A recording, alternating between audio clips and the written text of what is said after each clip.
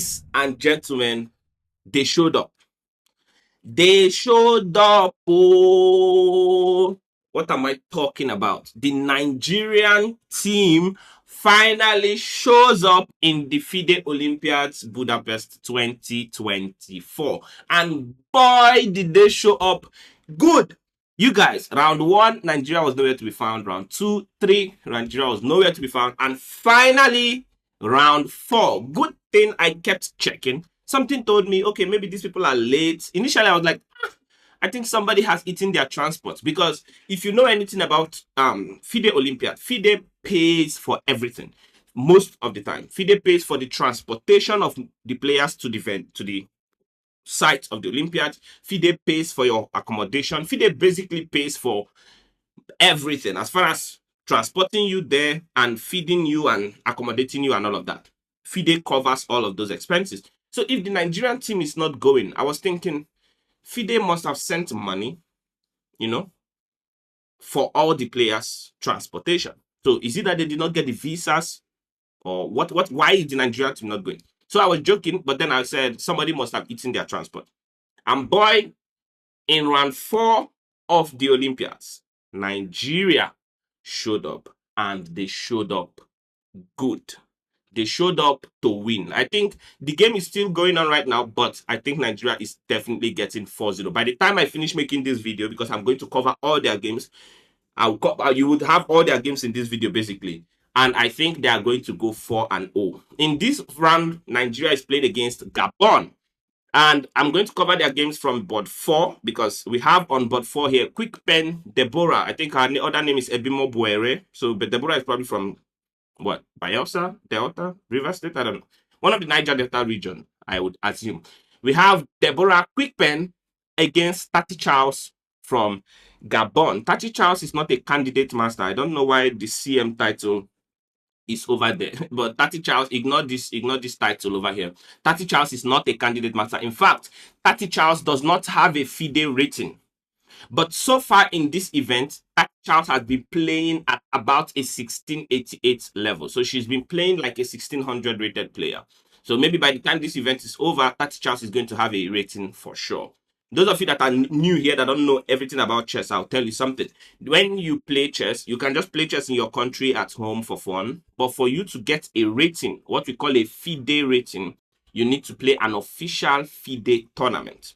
Okay, so Nigeria's Deborah here has an official FIDE rating of 1918, and Tati Charles of Gabon does not have an official FIDE rating, meaning that Tati Charles has probably never played an official FIDE rated event. Usually in chess, the higher your rating, the better a player you are. Although sometimes people can have lower rating, but they're actually very good. They just haven't had opportunity to show that they are very good. Okay, so without further ado, let's jump right into this game. Tati Charles opens with c4. Now, c4 is what we know as the English opening. Okay, English opening, and there are several things that Black could do. Black could go for d5. Black could play e4, Black could develop the knight, Black could even mirror and play c5. So there are several responses and choices that the Black player can choose. Deborah chose one of the most principled way to play, e4, e5 to counter c4 here. And we have knight, knight, knight, knight. And this is what we call the 4-knight variation of the English opening. The 4-knight variation of the English opening. So far, they are playing principled moves. Tati decides to go immediately for d4, blowing open the center. Deborah can capture, but when you capture and the queen captures, so Deborah could take and take. But if you play like this, white gets the advantage. Why? Because white has 2 pieces developed. White is faster. You are going to need to develop your bishop, and white is going to get out their piece. White is going to be better here, at least slightly better, right? So Deborah played the correct thing, developing her bishop, getting ready to castle on the next move. and Tati decides to take the knight. Now, when you do the piece count, you will see that Deborah has a bishop out, a knight out. Tati only has a knight out. So Deborah has a slight advantage. The black player here has a slight advantage, even though they have damaged pawns, because they have better development. She's ready to castle on the next move. Deborah will need to, Tati will need to make at least 2 moves before she can castle the king, or 2 moves before she can castle the king, whatever she chooses to do. Tati develops the queen. Okay, move. You can see that Deborah has already castled, and they traded again. Again, Deborah has a piece. Okay, they both have a piece. And Deborah jumps with her knight, immediately hitting the queen. Strikes in the center. I love that move. Tati develops her bishop. Deborah put her bishop here. Not a very good square for the bishop. And Tati plays kind of okay-ish move, but this move kind of restricts the bishop a little bit. Deborah goes a5 here, and her plan is simple. She wants to put her bishop on this diagonal, so that if you ever do this, she will trade the bishops. And Tati was smart enough. Tati played e3 here, knowing that if you waste a move, say you just play one nonsense move, Deborah is going to go here. And now you can't play that because I will trade, right? And your king can no longer castle. So Tati plays the correct way. She plays e3 here. The other way you can do is to already start attacking, right? In this position, Tati could also go h4, h5, and just attack. But she plays principled. I like her style of play. And so far, the game is pretty balanced. She kicks away the knight, she trades, and she raises her king up. This position is equal for the 2 players. This position is completely equal for the 2 players. But it is a rich position that is going to blow up very soon. Tati continues pushing in the center. Okay, Deborah drops her rook here. Tati brings her rook, defense. If you notice, the pawn was attacked. The queen is attacking the pawn. Now attacking the pawn. So it makes sense to defend the pawn like this.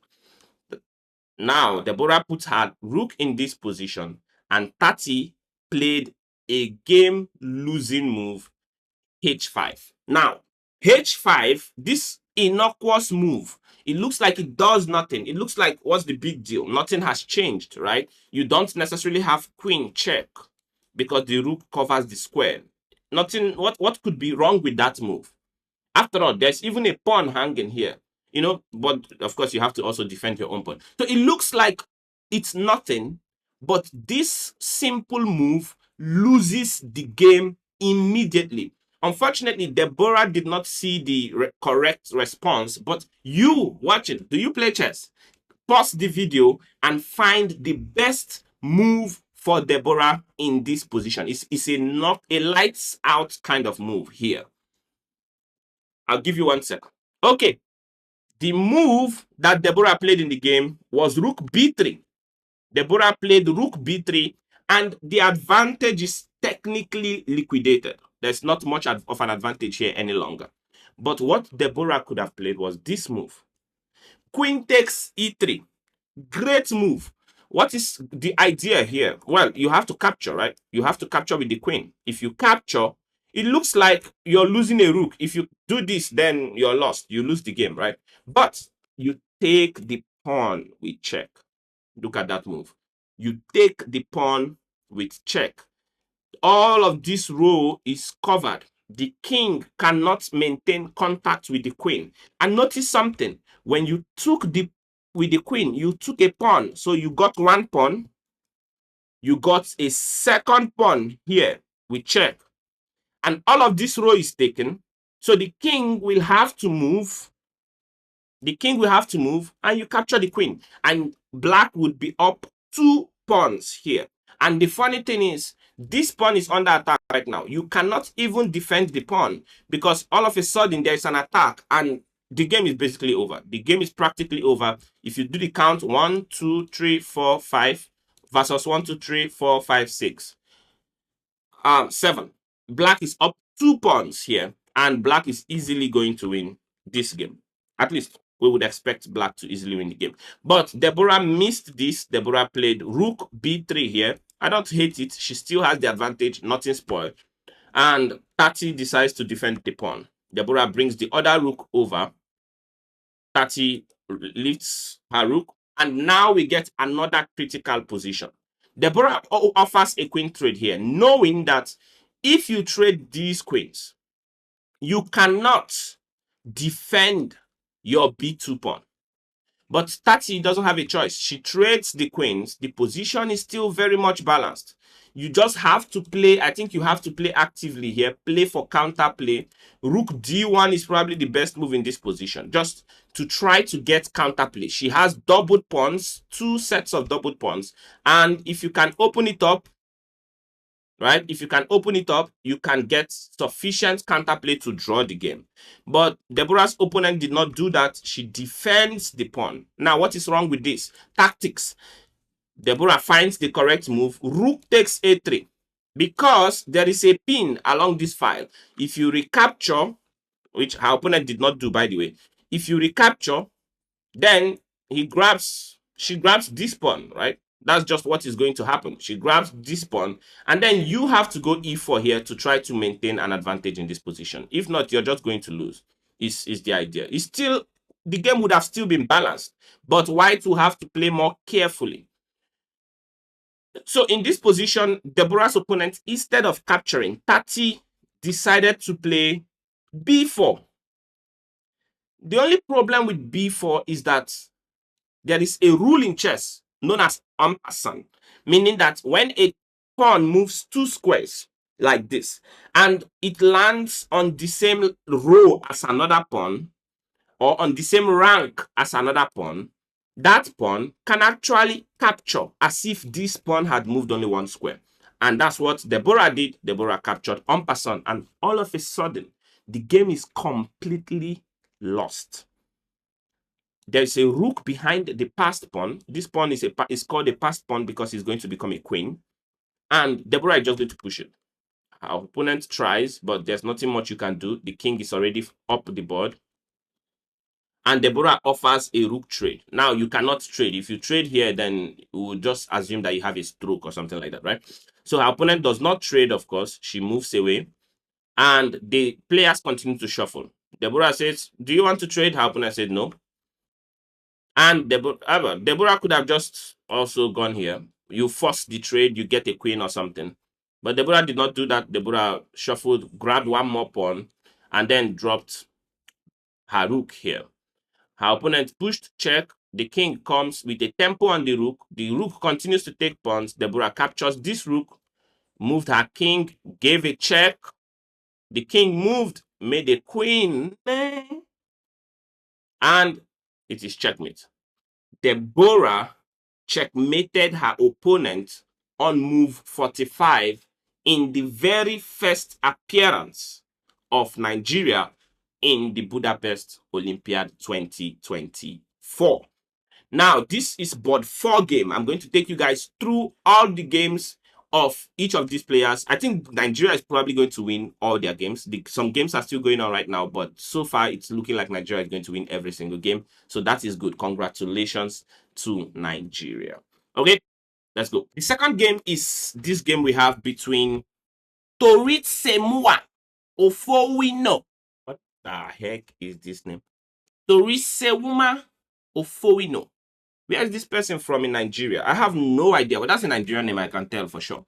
And his opponent, Jerome Mbomba. Oh my God, it's been a long time I pronounce a lot of these names. But we have a game between Ofowino and Mbomba. I think those are easier to call. Again, Ofowino is rated about 2020, so he's a pretty good player. And his opponent, Jerome, here, if you notice, Jerome, again, has no rating. Jerome has no rating, meaning that Jerome has not played an official FIDE rated tournament before. But I have included Jerome's performance level. Jerome has been playing like a 1,200 rated player. Now, in chess, if you're rated below 1,000, you are considered a novice. If you're rated around 1,000, 1,100, 1,200, you're considered a beginner. So it means that in this tournament, Jerome so far has been playing at a very, very beginner level here. 1,200 is really, really low, okay? So we expect Ofowino to win in style and to win very quickly as well. And of course, he did win. Ofowino opens this game with d4. And Jerome decided to go knight f6 here, very standard. Knight f3, d5, c3, and we get e6 here. Once again, I'm suspecting that when Ofowino is playing against Jerome here, he doesn't know. He doesn't know how good this guy is. When your opponent sits across the table and there's no number to their name, you cannot particularly tell how good they are. So you start playing chess conservatively. And then we have this development of the bishop transposing to what will look like a London system here. Classic London system stuff. So you see, this game has basically transposed into a sort of a London in a different, via a different move order. Ofowino puts his knight in the center and supports the knight with f5. Now, this is a very comfortable position for white, but black is not doing bad at all. Just at least not yet. We get these knight maneuvers. All of these are standard. If you watch anybody play chess online, you're going to see a lot of these kind of games. His opponent decides to go c4 here to challenge the bishop. The bishop drops back. But this bishop is a monster. This bishop is a very scary piece. And I think that Ofowino's opponent here underrated or underestimated the power of this bishop. He decided to go a5 here. And this is the beginning of collapsing, okay? You look at this position. Everybody looks like they are well positioned. Every piece looks like it's doing what it's supposed to be doing. What do you play here? You can go b5. Computer actually wants him to go b5 and try to maybe go b6 or something like this. When he castles, you go b6, play on the queen side, and that's how you go, right? But Jerome decided to go a5, poor move, and now Ofowino already has all the advantage. Ofowino moved his bishop to this square. Why? Because if I can take out this knight, you can get a sacrifice on the h7 square here, which is a very common thing in chess, right? This sacrifice, someone has done it against me last year, Venezuela, Alba Games. My opponent gave me the Greek gift. He sacrificed his bishop on this square, and after that game, I just started crying. So this is a pretty serious threat over here. His opponent just continued as if nothing is happening. Ofowino castles, great moves all over the place. He moved his queen. It looks like you can grab a pawn and threaten the knight. His opponent did not acknowledge any of the threats that was coming his way, and he pushed this pawn one more square. Ladies and gentlemen, what is the best move in this position? And I've already told you what the idea is. What do you think Ofowino played in this position? The idea is to get rid of this knight. If you can get rid of this knight, you are going to sacrifice that bishop for sure on this square. And this is a crushing position for white.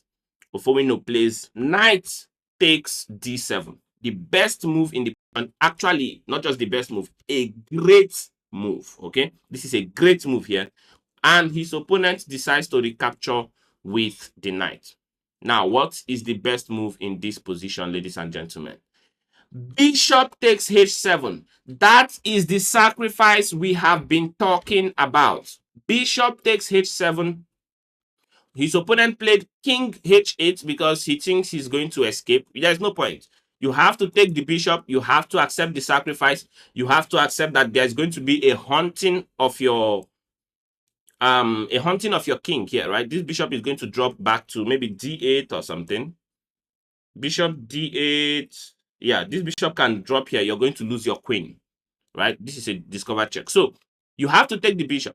He did not take the bishop. He moved away to the corner of the board, but you're not safe, right? When a Nigerian comes to buy, can I resist the urge to not be obnoxious like a Nigerian? Okay, Ofowino did not even bother. He played bishop g5. This is an incredible move, a spectacular move. Basically saying you are going to get mated here. If you push this pawn, then he's just going to put his bishop here and you're going to get mated. His opponent tried to move the rook and he retreated the bishop with discovered check. The king moved and check was played. In this position on move 20, Jerome Mbomba resigned the game as there's nothing more to be done here. If you move your king, then this is going to be checkmate because the king cannot escape here. And with this game, Nigeria clenches their second victory in the round 4 of the FIDE International Chess Olympiads, Budapest. Let's jump into the third game right away. On board 2, so we are coming to the heavyweights for Nigeria.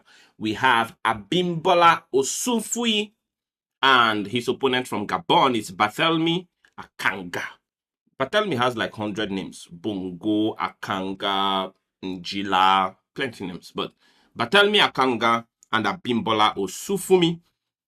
And Abimbola did a very good job here. Barthélemy opens with d4. We get d5. We are going to have the computer notation on here so that we see what the best moves are in the position.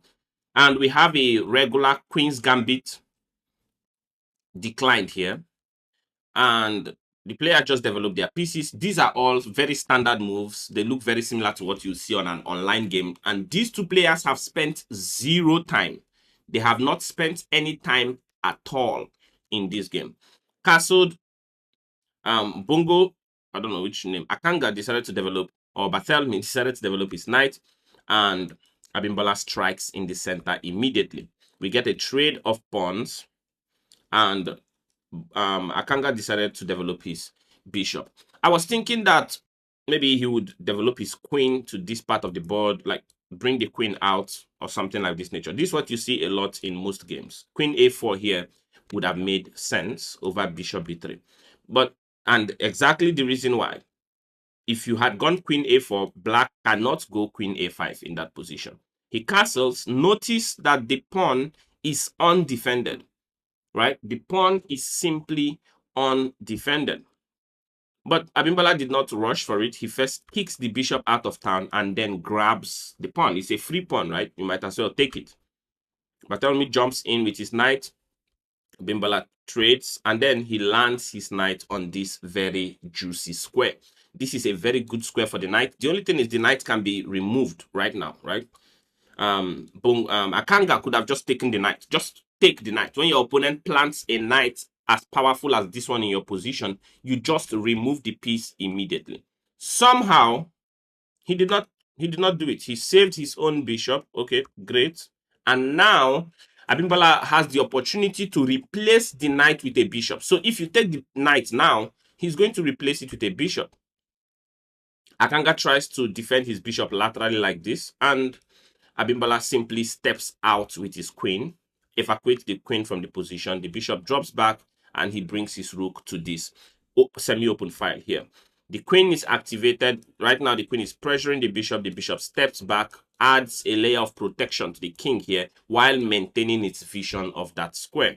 We get rook to d3, d1 here, and Abimbola also brings his own rook. Maybe he's going to push that pawn down the board. Who knows? The queen comes along. There's pressure on the rook. The bishop comes up, attacks the queen. Queen retreats. But once again, everything Abimbola has done here has been perfect. What you would see here is he has this passed pawn, protected passed pawn, that is ready to just march down the board. White's pieces are all over the place. This rook lift reminds me of the game between Kwaira and Mamidiarov. If you didn't see that game, I think I'm going to have around. There was a game where Anas Kwaira actually lifted his rook and swung the rook over to the d2 square. But in this case, Akanga has lifted his rook quite all right, but he's not swinging that rook over anytime soon, right? Because his own bishop is in the way. And he decides instead to play for counterplay. He goes f4 here, and Abimbola immediately drops his bishop into this square. This is just crazy. You have a bishop that cannot be challenged. You have a knight that if you decide to remove it, it will easily be replaced with this bishop that cannot be challenged. And positionally already, Akanga is lost here. He just kept pushing, of course, f5, trying to create something, and then he goes g5 or g4. Again, he's trying to open up the king to try to attack. He trades the knight, but the bishop just replaces the knight. This is what I'm talking about. The bishop just replaces the knight. And now, Abimbola is going to create multiple pass pawns. He's going to have at least 2 pass pawns. Let's say you make a random move. Let's make random moves for Akanga here. Abimbola is going to yeah. Okay, let's make random move. No, not that one. That's hangs a queen. Let's go here. Offer a queen trade. He avoids it. Maybe let's say you do something like this, like this. You can kind of win the pawn right now, but I'm sure he's going to defend that pawn, right? But there's going to be a passed pawn created here, and it's going to be almost impossible for Akanga to defend this position.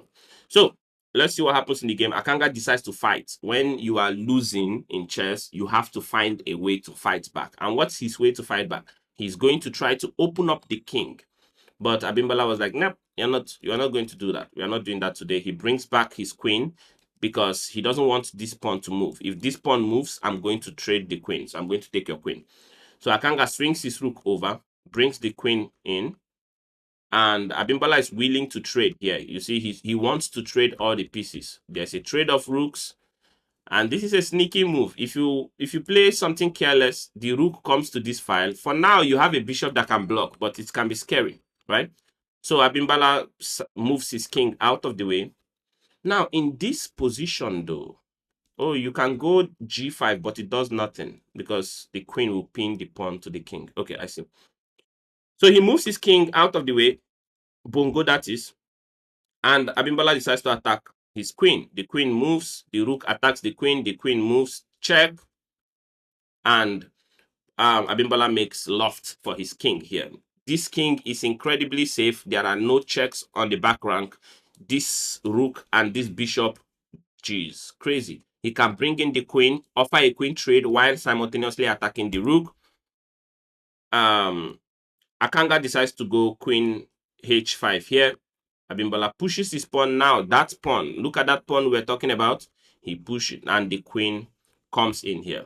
Okay, Akanga swung his queen over to this part of the board. The queen is not doing anything here. If anything, the queen is just farther away from the king than she would like to be, right? But how are you going to stop this pawn is the crucial question that needs to be answered. How is this pawn going to be stopped?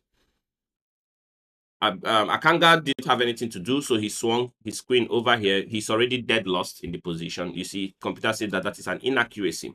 And Abimbola just brings his queen in.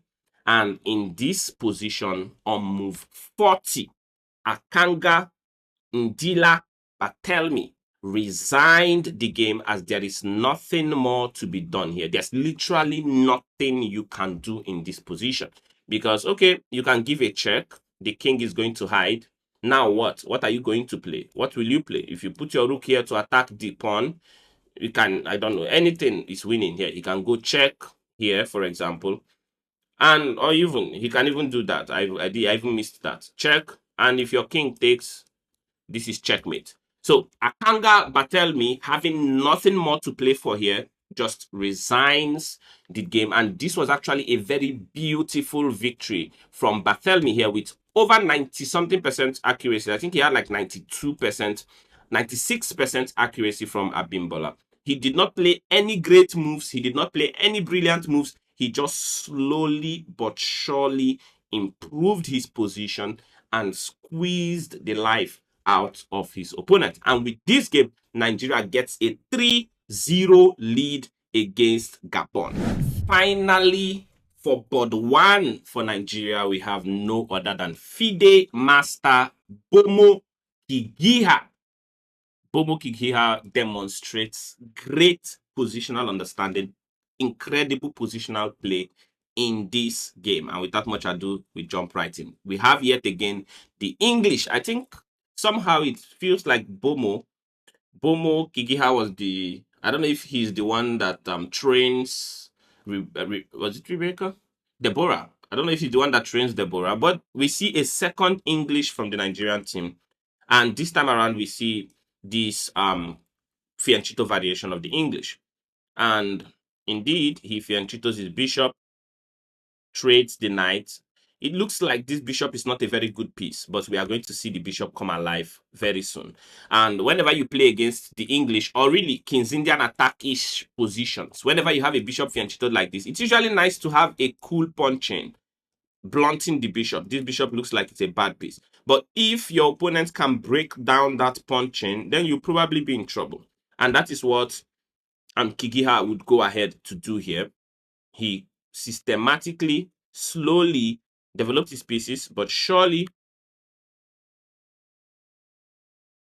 look at this. They just keep maneuvering the pieces, maneuvering the pieces. He trades here and he strikes in the center. So you see this, what he has done is broken down that pawn chain that his opponent had, blocking his bishop. And once this bishop comes alive, it's effectively over, right? It's a monster piece. It can move up and down the diagonal here. His opponent refused to trade.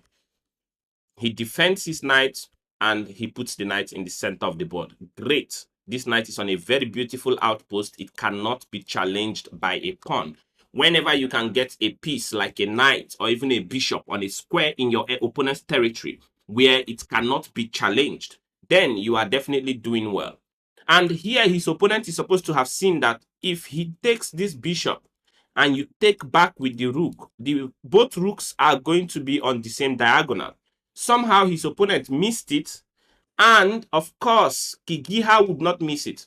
He takes the bishop on d7, a great move. Knight takes d7, great move. His opponent recaptures, but look at this. The two rooks are on the same color as that monster bishop we were talking about, and Kigiha went right away. Bishop h3, skewering the rooks here. His opponent played queen to this location. This kind of is a slightly scary move. It's like, oh, you can take here, I will take with my queen, and then the queen will support this pawn. Kigiha says, nope, let's trade the queens. I don't want you having a queen. His opponent said, nope, we are not trading queens, and Kigiha takes the bishop on that square. And then look at that. Look at that positional understanding. He blunts the bishop, basically kicks the bishop out. You cannot capture because the bishop is more valuable than the pawn, of course. His opponent moved the bishop. Kigiha moved the rook up, attacking the pawn again. And the bishop goes back, queen captures pawn. And just like that, Kigiha is up the exchange. First of all, he has a rook for a bishop and up a couple pawns. 1, 2, 3, 4, 5, 6. 6 pawns against 1, 2, 3, 4, 5. So he's up a pawn and up the exchange. Completely winning position for him. His opponent does not want to trade queens because if you trade queens when you are losing, then what are you playing for? Kigiha goes here, skewers the queen and the rook. Well, now you cannot move your queen to anywhere. If you move your queen, I will take your rook. And so his opponent tries one last thing. Kigiha takes en passant. This is the second time we are seeing in this match where the opponent tries to escape danger by pushing their pawn and there is an en passant capture. So the Nigerian team is winning the en passant battle in this Olympiad. On 2 boards, Deborah played en passant to basically win the game. And we have Kigiha now again, also playing the English, playing en passant to force a queen trade. If you move the queen, well, if you take the pawn with the queen, I will take your rook, right? If you take the pawn with the bishop, I'll take your queen. So you have to trade the queens in this position. And the game is effectively lost. He's still up the exchange. Somehow, Kigiha forces the opponent into this bad position. The bishop is pinned to the king. The rook came to the rescue of the bishop. But now, who is going to defend this pawn? His opponent pushes it. Kigiha takes the pawn. And in this position, Kumba, what's his name? Kumba Mongwen from Gabon resigned the game. And the Nigerian team goes home with a clean 4-0 score against Gabon. Here I'm going to put the plaque so that you can see where they put the scores there. Nigeria beats Gabon in their very first appearance, their very first game, 4-0. I'm very happy to see this. God did not allow them to stain our white. And big congratulations to the Nigerian team. I'm going to watch their games closely and we are going to see them do even more amazing things in this tournament. All right, guys, thank you so much for watching. If you're new here, click the like button, click the subscribe button, follow us on Twitch to catch me live sometime soon, and join the Discord where you can meet a lot of other persons that are learning this beautiful game of chess. All right, have a good one, everybody. See you soon.